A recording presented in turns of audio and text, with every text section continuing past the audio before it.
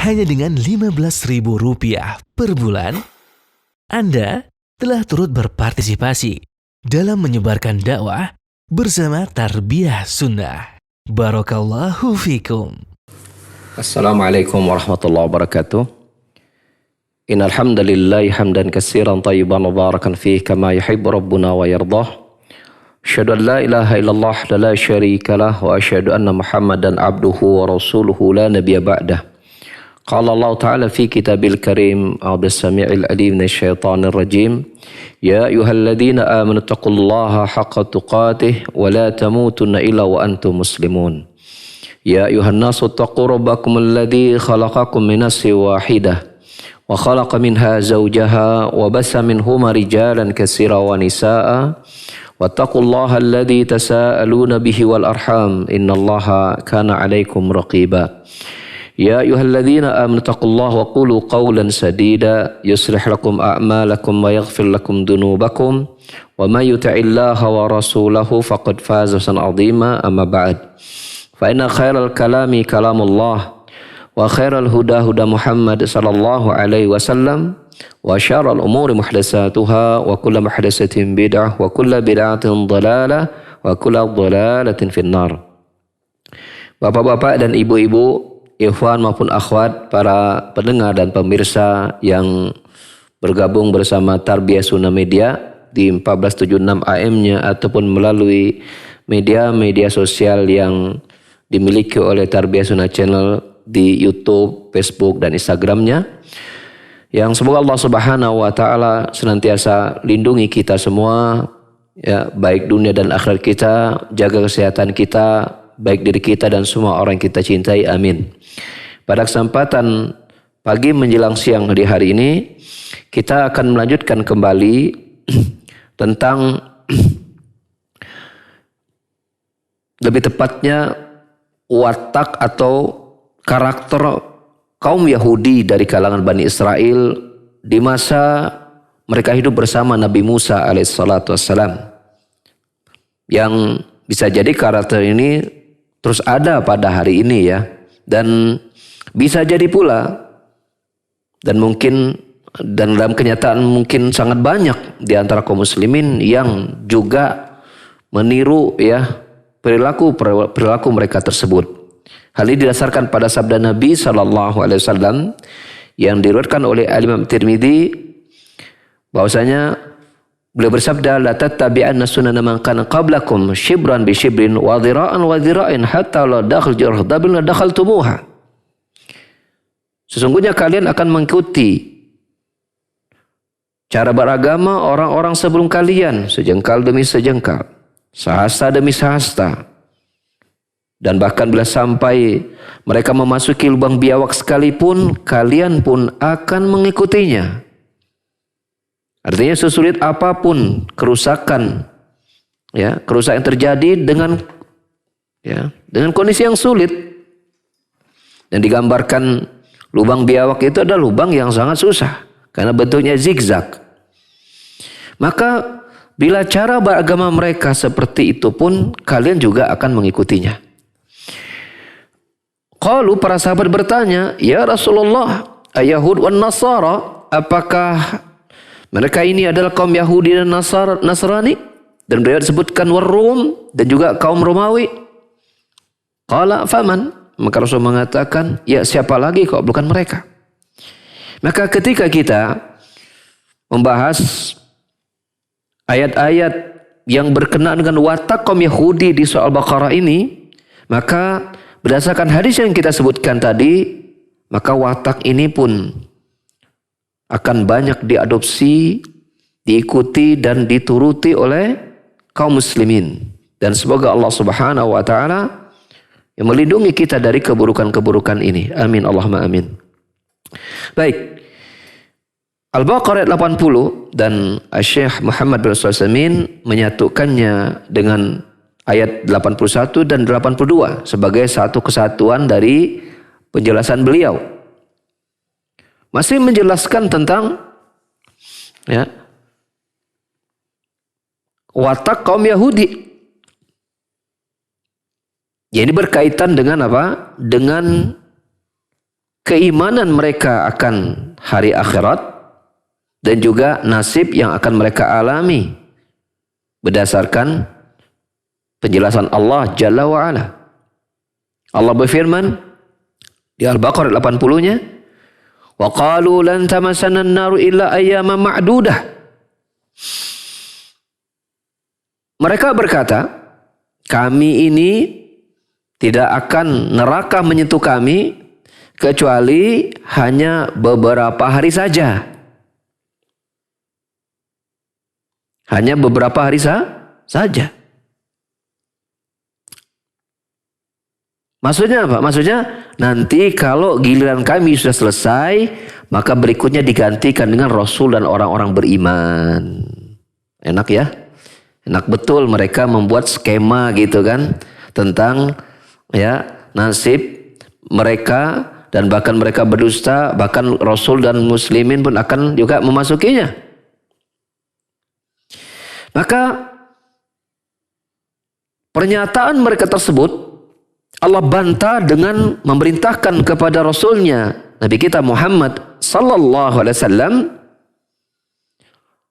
untuk menyampaikan kepada mereka, qul, katakan Muhammad, sampaikan kepada mereka, attakhadtum indallahi ahdan, apakah kalian memang sudah membuat perjanjian dengan Allah Subhanahu wa taala? Maksudnya ya bahwa nanti masuk neraka itu bergantian. Mereka dulu untuk waktu sebentar, kemudian berikutnya adalah Rasul dan kaum mukminin yang akan meneruskannya dalam waktu yang panjang. Apakah kalian telah membuat perjanjian itu dengan Allah Subhanahu wa taala? Atau Allah Subhanahu wa taala telah menyampaikan pernyataan tersebut kepada kalian? Sehingga fala yukhlifallahu ahdah, sehingga Allah Subhanahu wa taala tidak akan menyalahi janjinya? Am taqulu 'alallahi ma la ta'lamun, atau kalian telah mengatasnamakan Allah apa-apa yang tidak kalian memiliki ilmunya, yang kalian tidak mengetahuinya. Ini bantahan Allah Subhanahu wa taala. Tentulah jawabannya pasti yang kedua. Justru mereka telah berdusta atas nama Allah Subhanahu wa taala.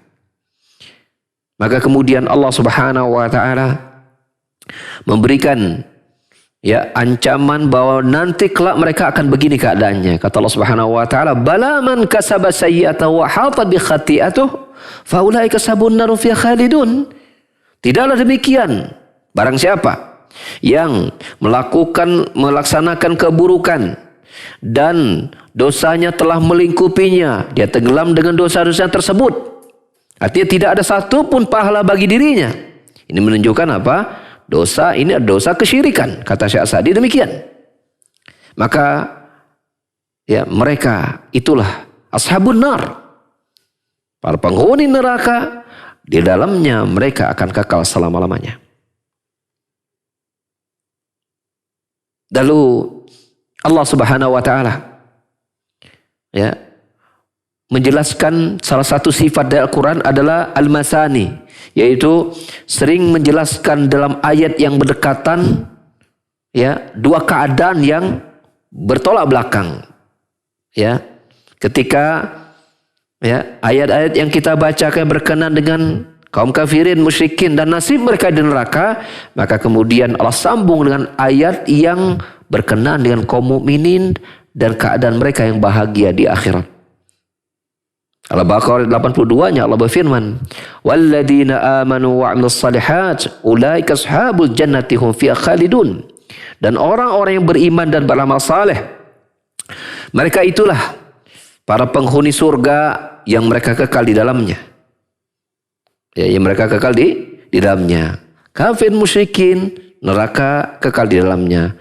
Kaum mukminin dan orang yang beramal saleh masuk surga dan kekal di dalamnya. Maka ayat ini memberikan beberapa faedah kepada kita. Yang pertama, kata Syekh Muhammad bin Shalih Al-Utsaimin, adalah anal yahud yuqirruna bil akhirah wa hunaka nara, bahwa kaum Yahudi itu mereka menetapkan adanya hari hari akhir, adanya hari kiamat. Mereka yakin itu. Ya, bahwa di akhirat itu ada neraka. Bahwa di akhirat itu ada neraka. Dan kita tahu neraka itu adalah situasi pemandangan dan tempat yang ada di kampung akhirat. Yaumul qiyamah, di hari kiamat. Akan tetapi keyakinan mereka, penetapan mereka akan adanya hari akhir, la yanfa'uhum, itu tidak memberikan manfaat sedikit pun kepada mereka. Li'annahum kadza Muhammadan sallallahu alaihi wasallam. Dikarenakan apa? Satu sebab. Mereka mendustakan Muhammad sallallahu alaihi wasallam. Wal hada laisu bimu'minin. Maka kedustaan mereka akan kerasulan Muhammad sallallahu alaihi wasallam membuat mereka tidak menjadi orang beriman. Makanya pada lapat sambungan ayat berikutnya Allah sebutkan bahwa orang-orang yang dipenuhi dengan dosa-dosa dan tidak satu kebaikan bagi dirinya, walaupun mereka meyakini akan adanya hari akhir, maka mereka tempatnya adalah neraka. Mereka meyakini adanya neraka tidak memberikan manfaat kepada mereka ketika mereka tidak beriman kepada Muhammad SAW. Justru dengan sebab itulah neraka menjadi tempat kembalinya. Ya dan billah. Faedah yang kedua, bahwasanya kaum Yahudi qalu Allah ma la ya'lamun, mereka itu berbicara tentang Allah berdasarkan apa-apa yang tidak mereka ketahui. Baik maknanya adalah mereka berdusta atas nama Allah, atau mereka memang tidak tahu sama sekali tentang ilmu dari Allah Subhanahu wa taala. Walaupun konteks ayat ini yang lebih tepat adalah, lebih dekat adalah apa? Adalah mereka berdusta atas nama Allah Subhanahu wa taala. Ya. Seperti tadi bahwa mereka mengatakan bahwa ya, untuk hari kiamat itu kami hanya sebentar, nanti berikutnya akan digantikan oleh Rasul dan orang beriman. Ya. Maka inilah bentuk kedustaan mereka mengatasnamakan Allah Subhanahu wa taala, karena ilmu tentang akhirat hanya Allah Subhanahu wa taala saja yang mengetahuinya. Makanya Allah perintahkan kepada Rasul kita Muhammad sallallahu alaihi wasallam untuk bertanya kepada mereka, kalian sudah membuat perjanjian itu dengan Allah Subhanahu wa taala sehingga berani-beraninya kalian mengatasnamakan tentang menggambarkan situasi dengan begitu yakin tentang hari kiamat bahwa kalian akan sebentar di neraka, kemudian digantikan oleh Rasul dan orang beriman. Kalian sudah membuat perjanjian dengan Allah Subhanahu wa taala, atau sebaliknya kalian telah membuat kedustaan atas nama Allah Subhanahu wa taala dengan menggambarkan situasi di hari kiamat tersebut? Tentu jawabannya mereka berdusta atas nama Allah Subhanahu wa taala. Ayat ini juga menjelaskan kepada kita, kata Syekh Muhammad bin Shalih Al Utsaimin, husnu mujadalatil Quran, akan bagus indahnya ya bagaimana Al-Quran menjelaskan cara berdebat kepada orang-orang yang mengingkari kebenaran Islam. Ya. Bahwasanya metode debat, ya, metode dalam mengalahkan hujah orang mengingkari Islam, maka Quran datang dengan metode apa? Metode memberikan apa? Memberikan pertanyaan, statement, ya, sesuatu yang tadi sifatnya adalah sebuah hal yang positif, pada kenyataannya datang dalam bentuk yang membantah itu. Tadi kan metodenya adalah apa? Yaitu Al-Quran berbicara, yang merupakan Allah Subhanahu wa taala berbicara, menyampaikan untuk disampaikan kepada Muhammad SAW. Tanyakan kepada mereka, apakah mereka telah melakukan perjanjian kepada Allah Subhanahu wa taala, ya, sehingga mereka berani mengatakan bahwasanya di hari kiamat itu mereka hanya akan sebentar saja neraka, kalau kemudian oleh mukmin dan digantikan oleh Rasul dan orang mukmin? atau mereka itu berdusta atas nama Allah Subhanahu wa taala. Ini kalau kita lihat, perhatikan bagaimana ya indahnya ya bentuk metode bantah Al-Qur'an ya kepada kaum Yahudi, kaum kafirin yang menentang ya syariat Islam. Tentang syariat Islam. Artinya kalau kita tekankan kembali, kita stressingkan kembali bahwasanya begini, orang-orang yang berbicara tentang sesuatu tanpa ilmu, maka kita tanyakan kepada mereka, apakah kalian ketika membuat suatu statement yang itu bukan dari Islam, kalian memang sudah buat perjanjian dengan Allah sehingga begitu hasilnya? Atau sebaliknya, kalian itu nekat, lancang, mengatasnamakan agama, padahal itu bukan dari Allah Subhanahu wa taala, bukan dari agama Allah Subhanahu wa taala. Nah, ini sebuah pola pikir yang Islam ajarkan untuk menguatkan keyakinan kaum mukminin dan sebagai salah satu senjata untuk membantah orang-orang yang menentang Islam. Kemudian mereka mengatasnamakan agama, mengatasnamakan hari akhirat, mengatasnamakan hari kiamat. Padahal hari kiamat adalah sesuatu yang sangat besar dan gaib bagi orang-orang yang hidup di dunia. Dan tidaklah sesuatu yang gaib hanya kecuali diketahui hanya oleh Allah Jalla wa'ala. La ya'lamul ghaiba illallah. Allah berfirman, tidak ada yang mengetahui perkara gaib kecuali hanya Allah Subhanahu wa taala saja. Perkara hari kiamat, tentang neraka, apalagi membagi sekian waktu penghuni demikian tinggalnya nanti digantikan yang lain, maka itu hanya Allah Subhanahu wa taala yang berilmu tentangnya. Maka tanyakan kepada mereka, apakah kalian telah memang berdialog kepada Allah dengan demikian, membuat perjanjian, membuat kesepakatan dengan Allah Subhanahu wa taala sehingga seperti itu hasilnya? Maka tentulah ini adalah bentuk kedustaan mengatasnamakan agama Allah Subhanahu wa ta'ala. Maka ini jadi pelajaran kepada kita orang-orang beriman ya, untuk kita waspada ya.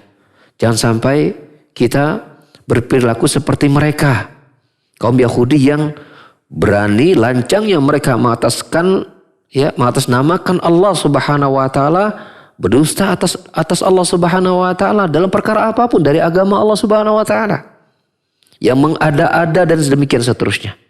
Ya. Faedah yang berikutnya, ini faedah yang keempat adalah bahwa Allah Subhanahu wa taala tidak akan pernah menyalahi janjinya. Ya. Tidak akan pernah menyalahi janjinya. Dan bentuk realisasi bahwa Allah tidak akan menyalahi janjinya, yaitu Allah memiliki dua sifat yang itu merupakan sebab pasti janji terwujud. Yang pertama adalah as-sidqu wal qudr, yang kedua adalah al-qudrah, yaitu Allah jujur, punya sifat jujur. Yang kedua, Allah punya qudrah, yaitu kemampuan untuk mewujudkannya. Karena sungguhnya terselewengkannya suatu kesepakatan maka disebabkan oleh dua sebab. Yang pertama adalah dusta.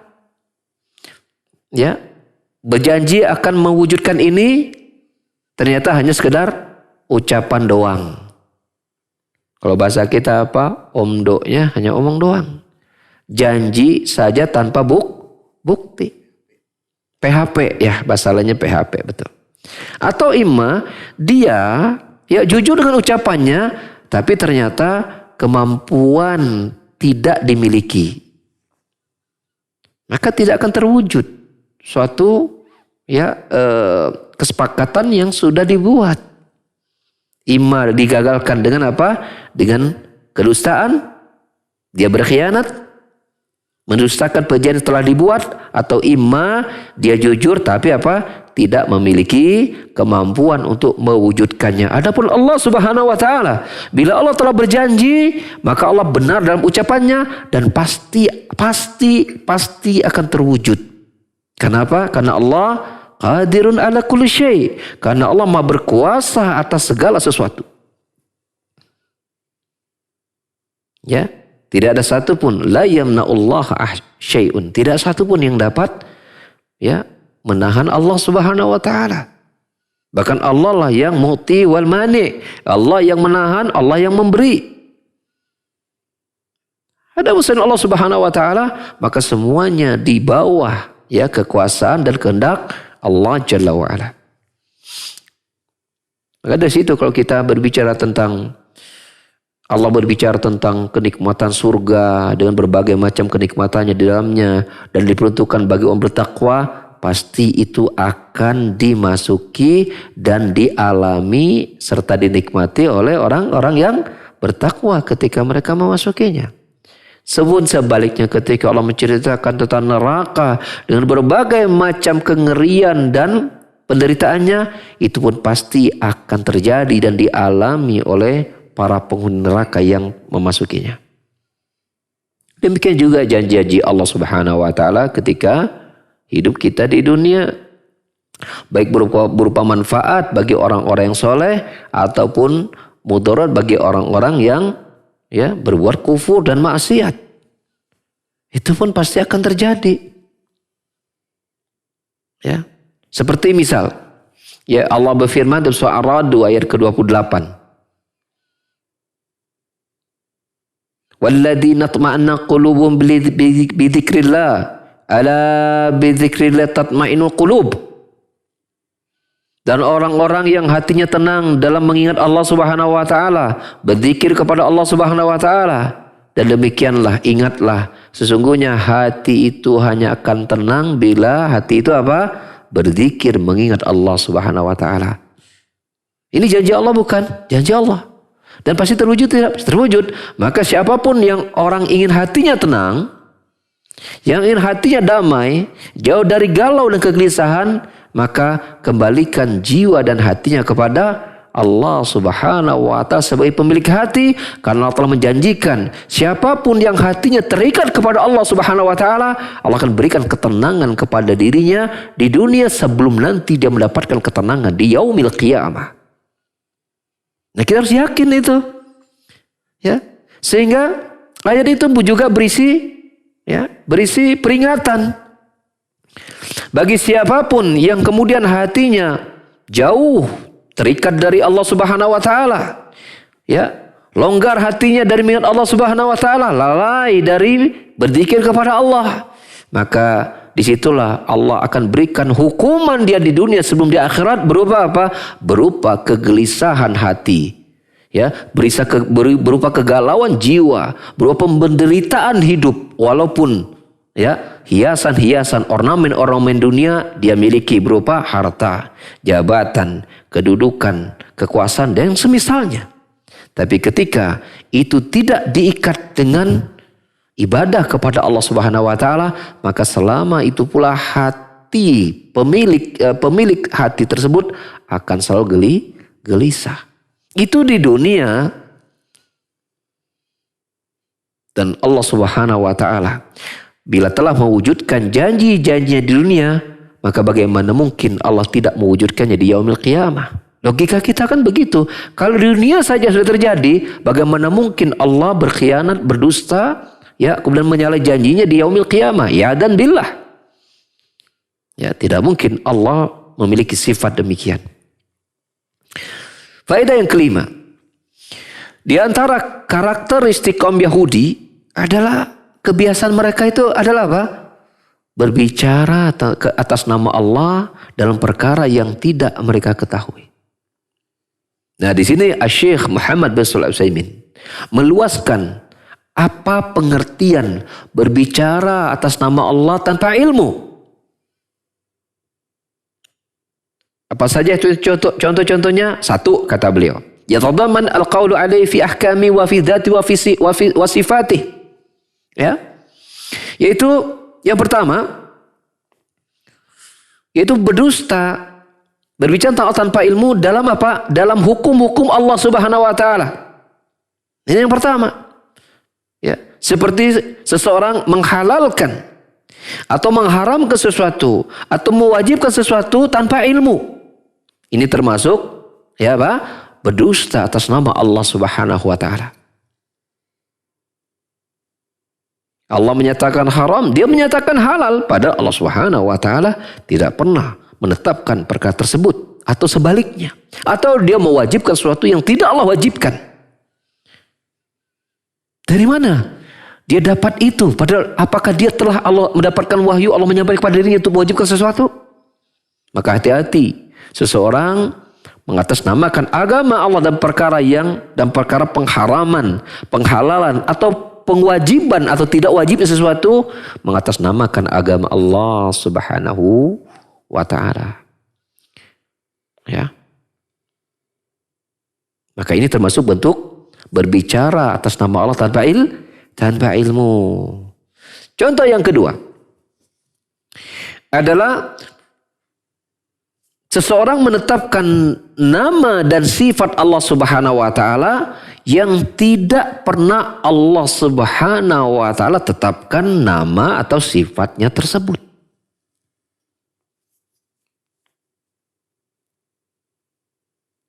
Pun sebaliknya ketika dia menolak atau meniadakan satu dari nama dan sifat Allah Subhanahu wa ta'ala pada tidak ada dalil ya yang menyatakan penolakan tersebut, maka ini termasuk berbicara tentang Allah tanpa ilmu.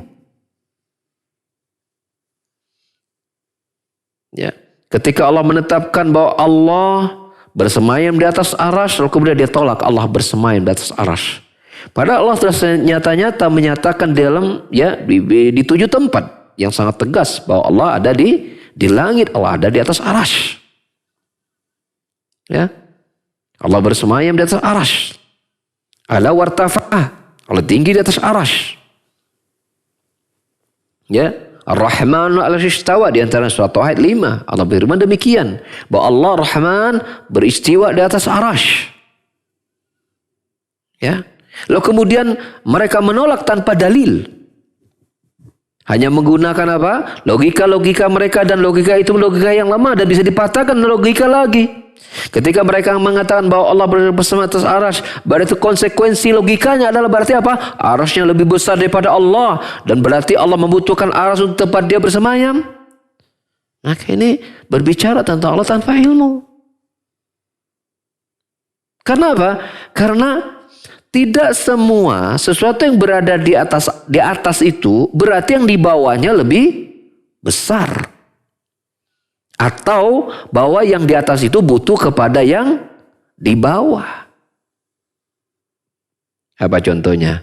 Ya, jangankan Allah dengan makhluk. Makhluk sama makhluk aja ada yang seperti itu. Contohnya apa? Antara langit dan bumi. Mana yang di atas? Langit apa bumi? Jawabannya? Langit. Pertanyaan kita, apakah langit lebih kecil daripada bumi? Jawabannya apa? Tidak, langit lebih besar daripada bumi. Pertanyaan kedua, apakah langit membutuhkan bumi? Jawabannya tidak. Allah jadikan langit itu tanpa tiang untuk menyanggah. Ketika kita lihat langit ada di atas, langit tidak membutuhkan tiang untuk dia berada di atas. Maka ketika kita menetapkan sesuatu berdasarkan logika kita dalam sudut pandang yang sangat terbatas, lalu kemudian kita terapkan apalagi kepada Allah Subhanahu wa ta'ala, itu sudah bisa dibantah dengan logika keduniaan yang ada di pikiran manusia kita pada hari ini. Apalagi kalau kita bertanya tentang mana dalil, jawabannya tidak ada dalil. Ketika mereka menolak Allah bersama arasy, tidak ada dalil. Yang ada Allah menetapkan di banyak tempat bahwa dia bersemayam di atas arasy. Ini contohnya. Jadi salah satu perbuatan berbicara tanpa ilmu tentang Allah Subhanahu wa ta'ala adalah ketika seorang dia menolak apa yang telah Allah tetapkan tanpa dalil. Menggunakan logika dibantah lagi dengan logika. Sehingga tuntutannya hanya satu, yaitu hendaklah seseorang itu beriman dan menerima apa-apa yang datang dari Allah Subhanahu wa ta'ala. Kita tidak pernah mendapatkan satu pun pernyataan para sahabat, tabi'in dan tabi'ut tabi'in serta para ulama-ulama yang terpercaya keilmuan mereka kemudian menyimpulkan seperti disimpulkan oleh sebagian orang yang menolak akan Allah bersama atas arasy. Kita juga tidak mendengar dan membaca satu pun kitab. Pertanyaan mereka, para sahabat bertanya kepada Rasulullah SAW, ya Rasulullah, apakah kalau Allah bersama berarti Allah butuh? Tidak ada pertanyaan mereka seperti itu. Karena apa? Mereka cukup beriman terhadap semua yang diberitakan oleh Rasulullah Sallallahu Alaihi wasallam. Itulah yang membuat iman mereka menjadi iman yang terbaik. Karena mereka hanya cukup membenarkan semua yang berita yang datang dari Rasulullah SAW tentang Allah Subhanahu Wa Taala. Ini faedah yang kelima. Faedahnya cukup banyak ini ya. Ada sekitar 17 ya. Kita lihat apakah kita akan selesaikan padanya atau tidak ya. Nanti kita lihat. Kalau masih ada waktu kita akan selesai. Kalau tidak ya kita lanjut pada waktu akan datang. Di antara faedah yang lain dari ayat tersebut, Al-Baqarah 80, 81 dan 82 tadi adalah apa? Tahrimul ifsa bila ilmin. Ya, juga diharamkan memberikan fatwa tanpa ilmu. Maka oleh karena itu hendaklah seorang yang akan berfatwa bertakwa kepada Allah Subhanahu Wa Taala.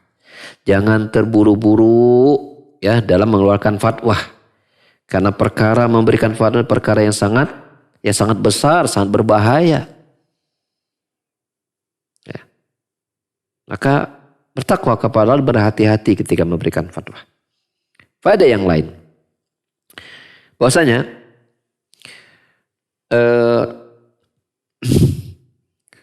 kita dalam ayat tadi kita sebutkan kan ada pahala yang ganjaran yang Allah berikan kepada orang mukmin dan yang beramal soleh. Ya, di sana juga ada ancaman hukum bagi orang-orang yang kafir melakukan kesyirikan. Maka sesungguhnya pahala dan hukuman, ganjaran siksaan ini ya tidak dikaitkan dengan apa? Dengan nasab. Ya. Dengan keturunan, dengan kedekatan seseorang kepada seorang yang lain, tidak. Tapi disandarkan kepada amal yang dia kerjakan. Enggak lantas kemudian, oh ini bapaknya seorang ustadz, seorang ahli ilmu. Lalu kemudian otomatis anaknya pasti derajatnya sehebat orang tuanya. Enggak seperti itu. Enggak otomatis kemudian mendapatkan kemuliaan yang sama. Jangankan para ustadz, para dai, para kiai, ya, yang Rasulullah Sallallahu Alaihi Wasallam saja tidak bisa memberikan jaminan, ya, untuk kepada anaknya sendiri. Bagaimana nasib mereka di hari kiamat di sisi Allah Subhanahu Wa Taala kelak? Tidak bisa. Rasul berkata kepada anaknya Fatimah, ya Fatimah binta Muhammadin, saluni min mali syi'ti fa inni la ughni anki minallahi syai'a. Wahai Fatimah, anaknya Muhammad. Rasul berkata kepada anaknya sendiri, wahai Fatimah, anaknya Muhammad, mintalah dariku ya harta apapun yang kau inginkan. Kamu bisa minta. Adapun di hari kiamat, aku tidak bisa memberikan manfaat sedikit pun kepadamu. Di sisi Allah Subhanahu Wa Taala tentunya. Bayangkan, Rasulullah sendiri tidak bisa menjamin ya keselamatan anak yang paling dia sayang itu Fatimah. Di hari kiamat, apalagi anaknya kiai. Apalagi anaknya ustadz, anaknya dai, anaknya seorang mubaligh. Maka bapak-bapak mereka tidak bisa menjamin keberadaan anak-anak mereka. Wong mereka sendiri saja tidak bisa menjamin mereka akan selamat di hari kiamat. Masing-masing akan menyelamatkan diri mereka masing-masing. Yauma yafirul mar'u min akhi wa ummi wa abi wa sahibati wa bani likulli imri'in minhum yauma idzin sya'nun yughni. Demikian kata Allah Subhanahu Wa Taala. Hari itu hari yang tidak ya semua orang itu akan menyibukkan dengan dirinya mereka masing-masing. Anak akan berlari dengan orang tuanya, suami akan berlari dari pasangannya masing-masing. Ya, saudara akan menjauh dari saudara yang lain. Semuanya akan mempertanggungjawabkan amalan mereka masing-masing. Oleh karena itu, berbicara tentang ganjaran ataupun hukuman maka dikembalikan kepada amal mereka masing-masing dan tidak ada hubungannya dengan nasab, tidak ada hubungannya dengan kedekatan mereka kepada sesuatu. Tidak ada. Maka beramallah. Tiap kita beramal. Wahai para anak, beramal. Jangan lihat kedudukan orang tua kalian. Wahai orang tua, beramal. Jangan lihat kedudukan kalian di tengah masyarakat. Beramal. Beramal. Kita belajar banyak untuk bisa kita amalkan. Bukan berhenti hanya sebagai sebuah wawasan saja. Karena apa? Karena Allah Subhanahu wa taala di dalam ayat ini ketika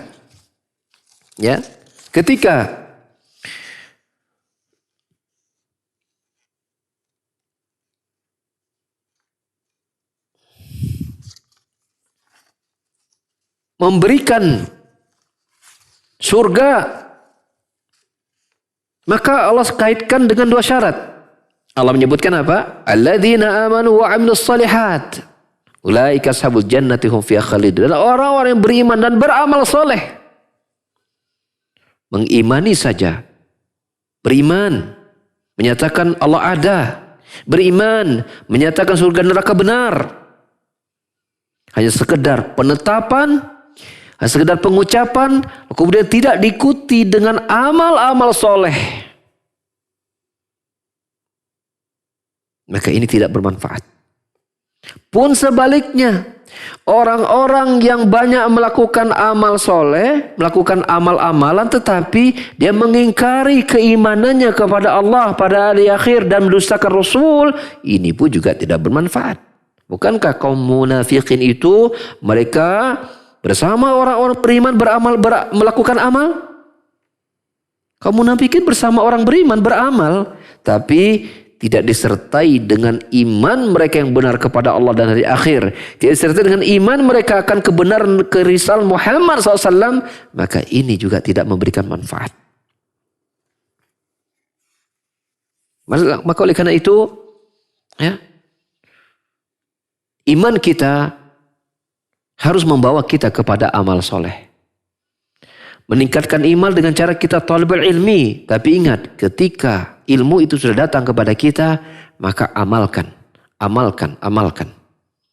Ya, karena di banyak tempat di dalam Al-Quranul Karim, Allah berkali-kali menyatakan apa? Tentang surga adalah apa? Jazaan bima kanu ya'malun. Tentang neraka, jazaan bima kanu ya'malun. Itu sebagai balasan atas apa yang mereka amalkan. Bukan jazaan bima kanu ya'lamun. Bukan sebagai balasan atas apa-apa yang mereka ilmui, mereka ketahui. Allah tidak melihat apa yang telah mereka ilmui, tapi Allah melihat apakah ilmunya berbuah, itu berupa amal soleh. Berupa amal soleh.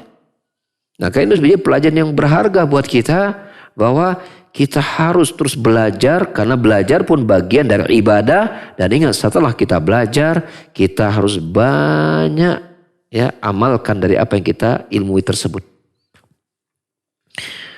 Faidah berikutnya adalah bahwasanya siapapun yang kemudian dosanya telah menenggelamkan dirinya, artinya tidak ada satupun sedikit pun kebaikan bagi dirinya, maka dia akan menjadi penghuni neraka yang mereka tidak akan keluar dari neraka tersebut selama-lamanya.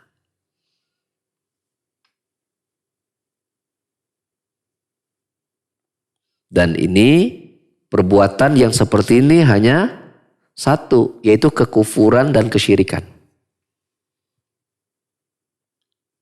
Ini artinya, sehebat apapun amal kebaikan yang dilakukan oleh seseorang ketika di dunia, tapi dia wafat dalam keadaan kufur, apalagi murtad itu, yang hari-hari ini orang-orang murtad sudah demikian berani menampakkan diri mereka dan mengatasnamakan murtadin. Itu sudah tidak malu-malu lagi. Maka apapun yang mereka atasnamakan kebaikan ketika di dunia, namun wafatnya dalam keadaan kufur, tidak beriman kepada Allah dan hari akhir, tidak beriman kepada kebenaran Islam, tidak beriman kepada Rasulullah SAW, maka dia akan menjadi penghuni neraka, kekal di dalamnya selama-lamanya. Dan dikuatkan dari sabda Rasulullah SAW dalam hadis Muslim, la yasma'u bi ahadun min hadhil ummah Yahudiyun aw Nasraniyun summa yamut wa lam yu'min billadhi ursiltu bi ila kana min ahsabin nar. Tidak ada satu pun dari umat ini, ya, apakah dia Yahudi maupun Nasrani yang dia mendengar namaku, mendengar Islam, lalu kemudian dia wafat dalam keadaan dia tidak beriman dengan apa-apa yang aku bawa, maka dia akan menjadi penghuni neraka.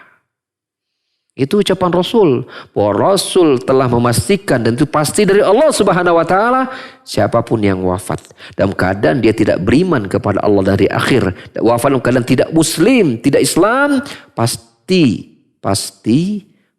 dia akan menjadi penghuni neraka. Dan itu keyakinan kita sebagai seorang mukmin berdasarkan berita dari Rasulullah sallallahu alaihi wasallam. Maka hati-hati. Ya, maka hati-hati. Bagi yang muslim, jaga keislaman kita. Ya, teruslah kita belajar istiqomah agama kita. Bagi yang kafir, maka segeralah Anda bertobat kepada Allah. Terimalah seruan Islam, karena itu akan menjadi sebab kebahagiaan Anda di dunia dan akhirat. Bagi yang murtadin, kembalilah Anda kepada agama Anda yang semua itu Islam. Bila Anda mendapatkan kekurangan-kekurangan karena pemahaman rendahnya pemahaman Anda tentang Islam, karena banyak syubhat-syubhat yang masuk kepada Anda, maka berdoalah kepada Allah agar Allah menghilangkan syubhat tersebut, menghilangkan keraguan Anda, menjadikan Anda yakin tentang Islam dan kembali kepada Islam. Kita melalui mimbar ini, melalui media ini menyeru kepada seluruh manusia, siapapun yang mendengar dakwah kita, marilah kita bersama-sama, ya, menuju Allah Subhanahu wa taala. Rasulullah sallallahu alaihi wasallam saja mengajak kepada kaum Yahudi Nasrani. Ya, marilah kalian ta'alau ila kalimatin sawin baina wa bainakum alla na'budu illa Allah wa la nusyrika bihi syai'a. Ya, marilah kalian, ya, bersama-sama kami, wahai Alkitab. Untuk kita apa? Bersepakat pada satu kalimat yang sama, yaitu apa? Tidaklah kita beribadah kecuali hanya kepada Allah saja, dan tidak menyekutukan Allah dengan sesuatu pun. Marilah kita bersama-sama demikian. Bersepakat kita pada titik yang akan menyelamatkan kita, ya, di dunia dan akhirat. Itu apa? Bertauhid, mengucapkan la ilaha illallah, berislam kita dengan benar, ya, dan beribadah hanya kepada Allah Subhanahu wa taala dan tidak menyelewengkan satu ibadah pun kepada selain Allah Jalla wa ala. Faedah berikutnya, bila kemudian faedah sebelumnya menyatakan barang siapa yang wafat dalam keadaan dia telah tenggelam dalam dosa dan tidak ada satu kebaikan pada dirinya, maka dia menjadi penghuni neraka ke dalamnya. Maka di sana ada orang-orang yang melakukan keburukan, melakukan dosa, tapi di sana ada secercah kebaikan bagi dirinya. Ini orang muslim tentunya. Ya, ini seorang muslim tentunya. Maka, ya, nasibnya nanti bila Allah Subhanahu memaafkan dosa-dosa tersebut, ya, maka Allah Subhanahu wa taala selamatkan dari neraka dan masuknya dalam surga. Namun kemudian bila Allah tidak mengampuni dosa-dosanya, tapi dia masih muslim, masih ada iman, maka Allah Subhanahu wa taala tempatkan dirinya ke dalam neraka, namun dia tidak kekal di dalamnya. Sehabis hukumannya selesai dari berdasarkan sejumlah dosa yang dia telah lakukan di dunia, maka setelah itu dia akan berpindah ke surganya Allah Jalla wa ala. Dengan syarat Islamnya masih ada, imannya masih ada, namun dipenuhi dengan dosa-dosa yang lebih mendominasi daripada kebaikan yang dia miliki.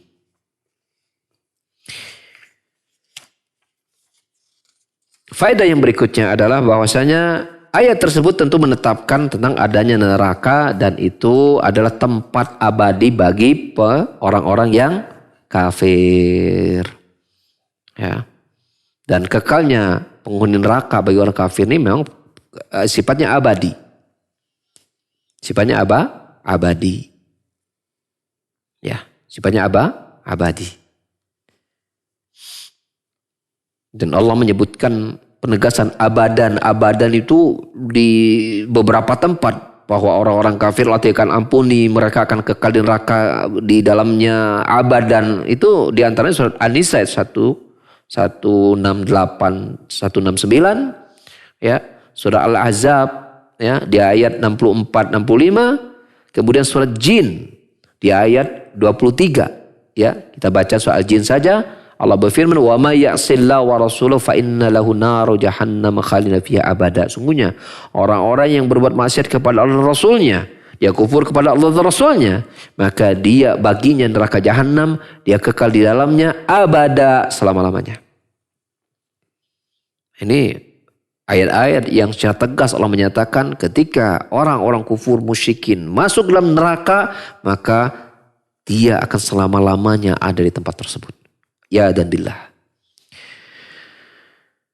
Faedah berikutnya adalah bahwa para penghuni surga, mereka adalah orang-orang yang telah merealisasikan nilai-nilai keimanan mereka dan telah mereka wujudkan dengan amal-amal soleh mereka secara nyata. Ya.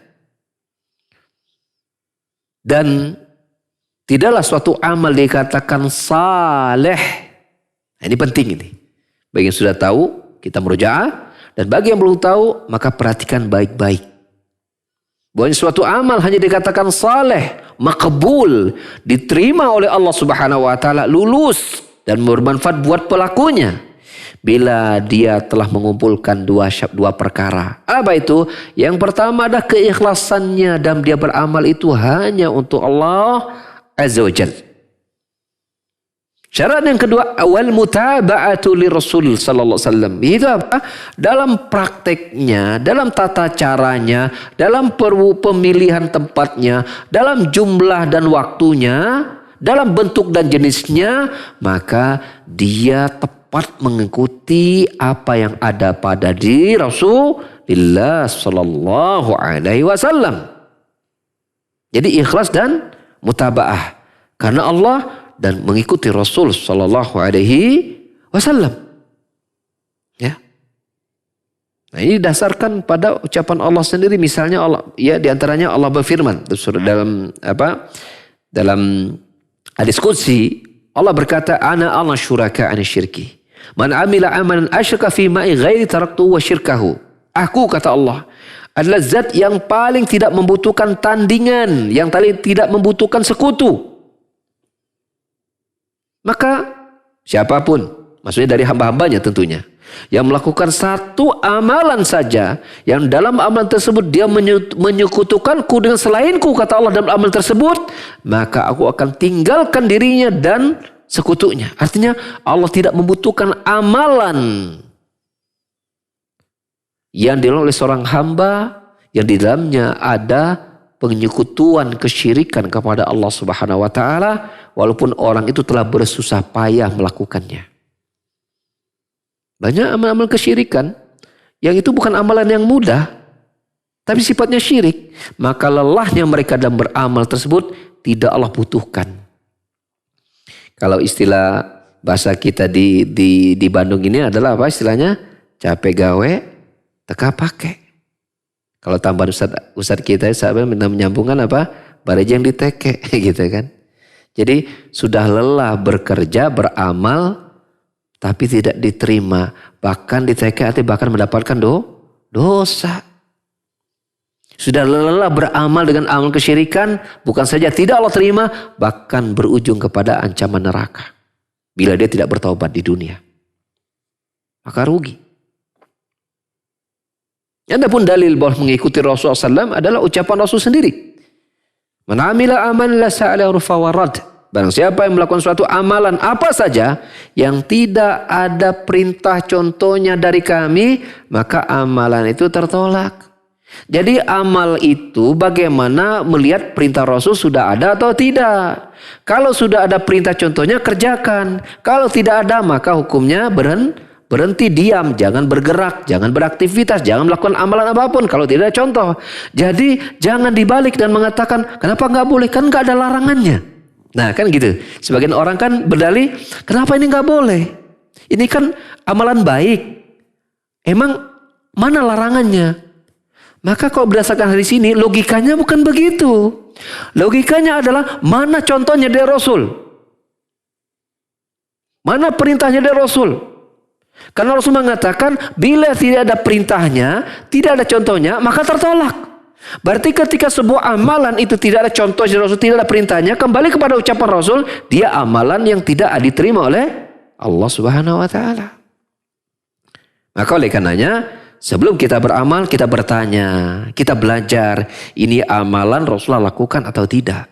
Maka kalau tidak ada, jangan kita lakukan. Tapi kan banyak, Pak Ustadz, ya, orang banyak melakukan amalan ini.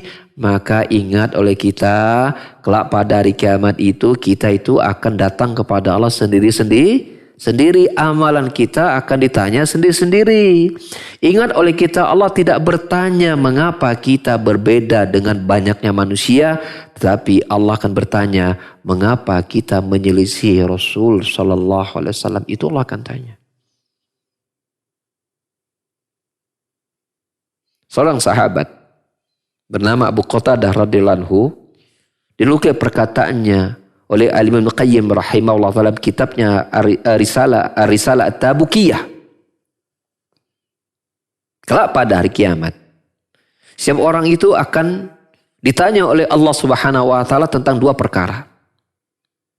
Wa ma huma? Apa dua perkara tersebut? Yang pertama, madza kuntum ta'budun. Yang kedua, wa ma ajabtumul mursalin. Yang pertama adalah madza kuntum ta'budun. Apa yang kalian ibadahi? Allah kah atau bukan? Ikhlas atau tidak? Tauhid atau syirik? Allah akan tanya. Yang kedua, bagaimana sikap kalian terhadap Rasul yang Allah utus? Kalian mengimani, mengikutinya atau tidak? Atau sebaliknya kalian menyelisihnya? Ini Allah akan tanya. Dan bukankah ini sudah merupakan kandungan ya dari 3 pertanyaan yang akan ditanyakan oleh malaikat Munkar dan Nakir bagi setiap orang yang telah berada dalam kuburnya? Ya. Waman rabbuk, waman nabiyuk, wama dinuk. Siapa Rabbmu, siapa nabimu, apa agamamu? Kalau ditanyakan di dunia, maka banyak orang bisa mengatakan, ya Rabb kami ya Allah, nabi kami Muhammad, agama kami Islam. Bisa diakui oleh banyak orang. Tapi hari kiamat di alam kubur itu adalah hari pembuktian kebenaran ucapan tersebut ketika mereka di dunia. Betulkah mereka telah beriman kepada Allah sebagai Rabbul Alamin? Betulkah mereka telah mengikhlaskan ibadah mereka hanya kepada Allah? Betulkah mereka telah menyempurnakan ittiba mereka, teladan mereka kepada Rasulullah SAW? Itu akan dibuktikan. Ya, pertanyaan itu harus dibuktikan di dunia untuk menjadi bekal jawaban seorang itu di alam kubur sebelum hari kiamat. Nah, ini ternyata masih kita selesaikan, cukup 5 faedah lagi kita selesaikan. Ya, faedah yang berikutnya adalah bahwasanya iman saja tidak mencukupkan seorang itu untuk memasuki surganya Allah Subhanahu Wa Taala sampai juga dia beramal soleh. Ini sudah kita jelaskan tadi. Faedah yang lain adalah bahwasanya ya, pun sebaliknya, bahwa beramal saja tanpa dilahir dari iman yang benar, maka ini pun juga tidak dapat memasukkan seorang ke dalam surga. Buktinya apa? Buktinya orang-orang munafik juga banyak melakukan amal-amal kebaikan. Orang-orang kafir di dunia ini banyak melakukan amal kebaikan. Tapi sesungguhnya ketika itu tidak lahir dari imannya mereka kepada Allah, imannya mereka membenarkan Muhammad sebagai Rasulullah Subhanahu wa taala, maka itu tidak membuat mereka dapat memasuki surganya Allah Subhanahu wa taala. Faedah yang lain adalah balaghatul Quran wa aslu ta'limihi, yaitu menunjukkan tingginya ya konteks-konteks Al-Qur'an dan bagusnya pengajian Al-Quran. Ketika ya Al-Quran menjelaskan tentang ya, keadaan penghuni neraka, maka Al-Quran juga menjelaskan keadaan para penghuni surga. Inilah diantara makna bahwasanya Allah Subhanahu wa taala berfirman surat Az-Zumar ayat 23, Allah naza'a ahsanal hadisi kitaban mutasyabbihan masani. Ya, Allah Subhanahu wa taala telah menurunkan kitab dengan sebaik-baik ungkapan yang berdekatan, yang berpasang-pasangan. Allah Subhanahu wa taala di banyak tempat tidak melewatkan berbicara tentang penghuni neraka tanpa kemudian Allah meninggalkan pembicaraan kepada penghuni surga serta sifat-sifat orang mukmin yang memasuki surga tersebut ketika mereka di dunia. Ketika Allah Subhanahu wa taala memberitakan tentang adanya dorongan-dorongan motivasi, Allah juga menjelaskan perkara-perkara ditakuti oleh manusia. Allah menjelaskan kepada orang mukmin dan orang kafir. Allah menjelaskan perkara-perkara yang mengandung mudarat. Bersamaan itu Allah juga menjelaskan perkara-perkara yang mengandung kebaikan-kebaikan dan manfaat. Dan yang semisalnya itu banyak dalam Al-Quran Al-Karim. Di samping bahwa tadi juga menetapkan adanya surga, neraka juga menetapkan adanya surga. Jadi an-naru haqqun wal jannatu haqqun, bahwa neraka benar, surga juga benar adanya.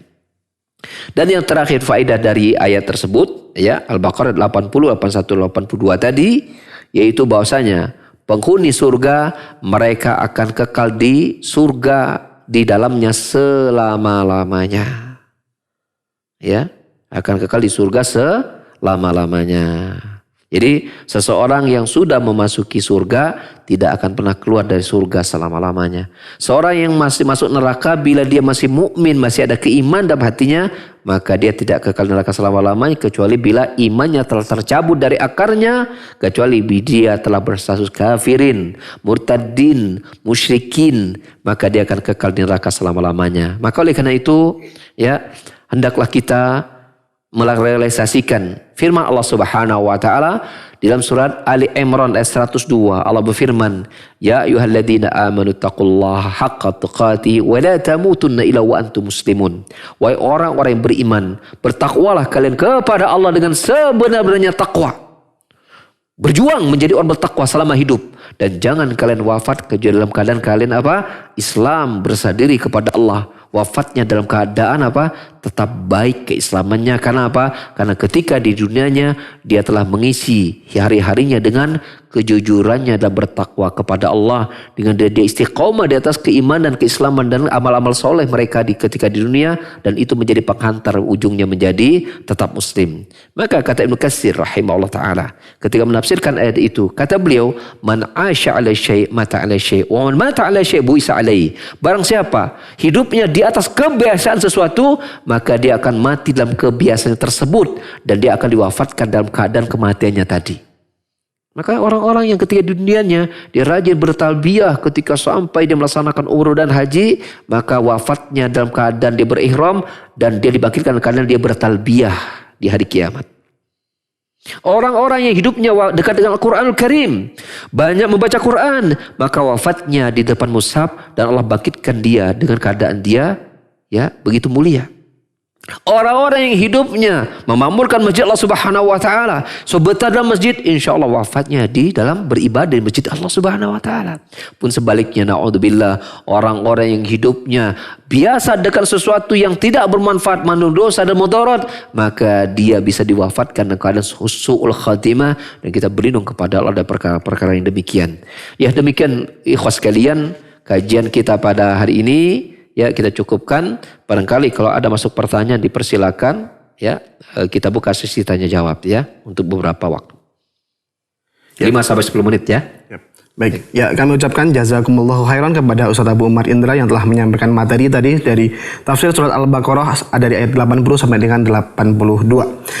Dan para pemirsa dan juga para pendengar yang dirahmati oleh Allah Subhanahu wa taala, bagi yang Anda yang ingin bertanya bisa melakukan telepon di 022 8686 2637, sekali lagi di nomor 022 8686 2637, atau melalui WA atau SMS di nomor 0811 227 1476. Sekali lagi untuk WA atau SMS bisa di nomor 0811 227 1476. Baik, ini sudah masuk beberapa pertanyaan melalui WhatsApp. Yang pertanyaan yang pertama, pertanyaan dari WhatsApp dari Holiyatul Ulfa. Assalamualaikum warahmatullahi wabarakatuh Ustaz. Barakallahu fikum Ustaz dan tim Tarbiyah Sunnah Channel. Izin bertanya Ustaz tentang adab bermajelis ilmu. Apakah diperbolehkan ngemil atau minum di saat kajian online agar tidak mengantuk? Karena teman saya gampang ngantuan dari awal kajian hingga selesai. Tafadhol Ustaz. Baik, Masya Allah. Ini pertanyaan yang sangat bagus ya. Sepertinya ini menjadi situasi yang banyak dialami oleh orang-orang yang menuntut ilmu ya. Terlebih kalau menuntut ilmunya melalui online gitu ya, yang tidak ada orang yang ya mungkin nggak ada orang yang melihat, nggak ada teman yang menilai, nggak ada guru yang mengawasi ya, seperti itu. Maka peluang untuk mengantuk itu pasti besar ya. Atau bagaimana kalau itu memang dalam majelis ilmu itu juga ngantuk segala macam ya, seperti itu. Apakah kemudian bagaimana orang itu untuk menghilangkan rasa ngantuk jika terlalu berilmi? Bolehkah ketika itu dia baring ngemil supaya dia tidak ngantuk ya, seperti itu. Allahu a'lam bissawab ya. Saya lebih menilai sebaiknya itu ditinggalkan dan dihindari. Ya. Karena kita khawatir itu termasuk bentuk apa? Merendahkan majelis ilmu ya. Yang biasanya ngembil itu kan ketika dalam keadaan santai, ini dalam keadaan kita harus serius, kita harus fokus gitu. Di sana juga hadir malaikat bersama kita gitu kan. Kemudian kita kesannya kurang fokus dan kurang serius gitu, segala macam seperti itu. Yang menyamakan kondisi kita belajar dengan keadaan santai, maka ini dikhawatirkan itu dapat merusak kemuliaan majelis ilmu ya. Maka sebaiknya ditinggalkan. Lalu apakah tidak ada cara lain untuk kita menghindarkan rasa ngantuk kita ketika kita berada dalam majelis ilmu? Maka tentu banyak ya, banyak. Di antaranya adalah ya, kita mungkin boleh melakukan gerakan-gerakan ringan ya. Misalnya ketika ngantuk itu kemudian apa? Kita tegak, mungkin kita sekedar menggerakkan badan sedikit gitu kan supaya kelihatan bugar gitu. Seperti itu. Ya, atau mengubah posisi duduk begitu kan, atau berpindah tempat duduk. Yang tadinya di sudut kanan pindah ke sudut kiri, boleh. Selama dalam masih tempat-tempat kita bahasa di majelis tempat kita belajar tersebut, boleh. Atau mungkin kita harus keluar dulu dari majelis tersebut ya. Kita ambil wudhu, berwudhu dulu gitu kan, seperti itu. Ya. Kalaupun memang harus mengkonsumsi sesuatu, maka jangan kesannya dengan sesuatu yang ngemil. Mungkin kita sediakan minuman hangat, minuman yang membuat kita yaitu tidak menyedot waktu kita ya. Karena kalau minum itu kan hanya gerakan sedikit, ya udah itu fokus gitu kan. Beda dengan ngemil ya, yang itu harus bisa mengganggu konsentrasinya cukup panjang. Ya, kita buat mulut kita banyak bergerak dan konsentrasi kita bisa terganggu dan yang lain sebagainya. Seperti itu. Mungkin kita bisa ganti dengan minuman yang membuat mungkin sebagian orang mungkin katanya dengan minum kopi segala macam. Maka ini boleh ya, selama kopinya tidak 10 gelas ya gitu ya. Atau minum kopinya 1 gelas tapi gelas teko gitu kan, seperti itu. Ya, sehingga seolah-olah ini majelis kopi bukan majelis ilmu jadinya kan, seperti itu. Secukupnya lah, berdasarkan dibutuhkan. Ya, kita dapati banyak para ustadz yang memang juga ketika kajian tuh dia disediakan minuman ya di sampingnya untuk juga membantu sang ustadz ini untuk berkonsentrasi dalam memberikan materi. Karena jangankan yang bertanya atau yang belajar, ustadz juga bisa ngantuk gitu karena manusia. Ya, ini ngantuk ini sifat manusiawi sekali. Jadi saya kira lebih baik dihindarkan ya ngemil-ngemil begitu ya. Mungkin minum kopi atau minum teh gitu kan, atau kemudian kita mungkin pindah tempat atau berwudu atau yang semisalnya. Ya, jadi banyak ini. Dan yang tidak kalah penting, yang paling penting adalah apa? Berdoa kepada Allah dan kuatkan tekad. Itu yang paling penting. Ya, karena rasa ngantuk itu bisa jadi datang dari syaitan untuk mengambil berkah kita dalam belajar, untuk mengambil manfaat kita dalam ilmu gitu, sehingga terkurangi manfaat dari kita belajar gitu. Ketika konsentrasi kita terganggu, maka ilmu juga dapatnya sedikit. Gitu kan? Seperti itu. Doa sama Allah. Kuatkan tekad, kuatkan niat gitu kan. Dan bila ternyata masih ngantuk, ya tadi beberapa bisa dilakukan demikian. Saya kira mungkin kita cukupkan dulu kajian kita sampai hari ini. Atau ada telepon? Oh gitu. Oh iya, silakan. Ya, terakhir ya, saya kira ya, karena waktunya sudah. Ya. Tafadhol bagi yang sudah menelpon. Ya. Halo, Assalamualaikum. Halo, Assalamualaikum. Waalaikumsalam warahmatullahi wabarakatuh. Tafadhol disampaikan pertanyaannya. Ya, barakallahu fikum Ustaz. Belakangan ini banyak berita meninggal di grup WhatsApp Ustaz. Lalu banyak yang kirim doa jenazah bagi mayit, baik stiker, template ataupun teks copy paste gitu Ustaz. Nah, apakah ini sudah termasuk mendoakan mayit atau yang mengirim itu harus juga membacakan dengan lisannya gitu kan? Oh iya. Jazakumullah khairan Ustaz. Wassalamualaikum khairan. Ya, pertanyaannya ini dari Ikhwan Studio kayaknya ya. Tidak menyebutkan tadi. Tidak menyebutkan namanya, tapi suaranya seperti dari Ikhwan Studio yang kita kenal ini ya. Ya baik. Apakah bila kita mendapatkan berita wafat ya, wafatnya seseorang, kematian seseorang, kemudian ada doa yang muncul di situ, mungkin di sebuah grup ya, kemudian kita copy paste ya, copy paste, kemudian kita munculkan lagi di situ, apakah termasuk kita sudah mendoakan mayit? Jawabannya iya. Ya, yang doa itu bisa kita ucapkan langsung, bisa kita tulis langsung, atau bisa kita tulis dengan cara kita dituliskan oleh orang lain, lalu kemudian apa? Kita copy paste. Ketika kita copy paste itu berarti kita sudah melakukan usaha untuk mendoakan orang tersebut. Ya. Namun alangkah baiknya bila kita menuliskannya langsung itu jauh lebih baik. Ini menurut pandangan saya ya, menurut pandangan saya secara pribadi tentunya. Karena dengan kita menuliskan secara langsung itu, yaitu menunjukkan kita nampaklah kepada kita usaha serius kita untuk mendoakan kebaikan kepada dirinya. Bukan berarti ketika kita nggak serius, tapi akan lebih nampak, maksud saya akan lebih nampak.